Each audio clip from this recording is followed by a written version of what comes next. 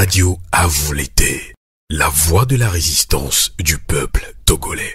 Faure Gnassingbé, bon samaritain à l'extérieur, dictateur et loup à la maison. C'est malheureusement le constat qui ressort des gesticulations de Faure Gnassingbé pour soigner son image à l'étranger. Avec son leadership éclairé, à en croire la diplomatie togolaise, Faure Gnassingbé serait l'artisan de la libération des 3 femmes militaires ivoiriennes du lot des 49 arrêtés par les autorités maliennes et soupçonnés de mercenaires par le gouvernement de transition malienne. Et tristement, au même moment, dans les geôles du Togo, croupissent hommes, femmes et enfants, y compris son propre demi-frère accusé de tentative d'atteinte à la sûreté et à la sécurité intérieure de l'État. Parmi les Togolais que Faure Gnassingbé garde injustement en prison, il y en a qui ont été arrêtés depuis 2017 et qui y sont maintenus sans procès ni décision de justice dans des conditions carcérales exécrables. D'autres sont emprisonnés par leur opinion politique, d'autres encore pour avoir participé à une grève ou pour avoir pris l'initiative de créer un syndicat afin de réclamer de meilleures conditions de travail. D'autres encore, des élèves cette fois-ci, sont jetés en prison pour avoir manifesté et en soutien à leurs enseignants grévistes. Et c'est bien justement Faure Gnassingbé qui engage des ressources du Togo pour organiser du lobbying et plaidoyer en faveur de ces 2 Ivoiriens arrêtés, armés en flagrant délit de séjour non autorisé sur le sol malien.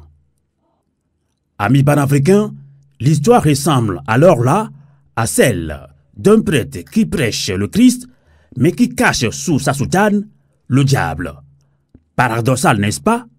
C'est bien celui-là qui est applaudi à l'international comme faiseur de paix, mais qui au plan national livre une guerre impitoyable contre ses propres citoyens.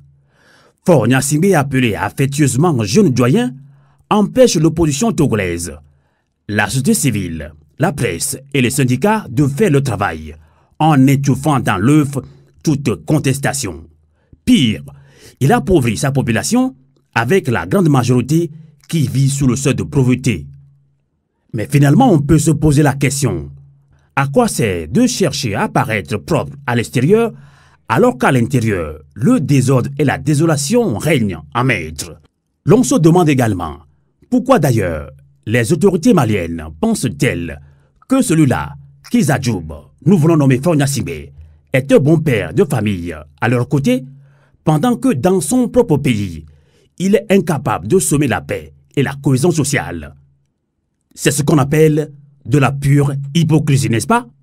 Si, arrivé au pouvoir, Assimi Goïta et ses hommes traitent les Maliens comme Faure Gnassingbé et ses amis traitent le peuple togolais, nous ne sommes pas sûrs que le peuple malien serait ce atout, soutien et partenaire à leur côté dans cette guerre ouverte contre la colonisation et la France-Afrique. Assimi Goïta ne se pose-t-il pas cette question, ou a-t-il les yeux bandés au point de célébrer ses amitiés avec le diable en personne, qui en réalité se cache dans la peau d'un agneau? Mais ce qu'il faut savoir, Faure Gnassingbé s'inscrit dans la dynamique de son géniteur Feu Gnassingbé Adema, celle qui paraît comme le témoin d'une amitié hypocrite à l'endroit de ses pairs de la sous-région ouest-africaine. C'est ce qui fonctionne bien avec Assimi Goïta. Mais en réalité, Faure Gnassingbé est plutôt dans l'optique d'étouffer toute velléité de déstabilisation venant de l'extérieur. Et c'est ça la réalité. En tout cas, c'est une bonne chose d'aider les 49 soldats ivoiriens à retrouver la liberté. Le peuple togolais aussi réclame la libération des prisonniers politiques et d'opinion maintenus et torturés dans les prisons du Togo par la seule volonté de Faure Gnassingbé. Monsieur le Président, libère-les. Ou peut-être as-tu besoin que le colonel Assimi Goïta soit médiateur à son tour pour te réconcilier avec ton peuple? Humain à la maison, humain dehors, c'est être humain. Mais humain dehors et diable à la maison ne serait transformer un loup en agneau. C'est pourquoi nous demandons une liberté totale et sans condition pour tous les prisonniers politiques et d'opinion au Togo.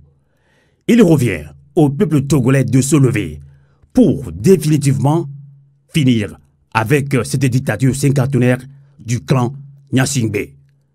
Novio Avulete, Kokule, Tetinta. Radio Avulete, l'esprit patriotique.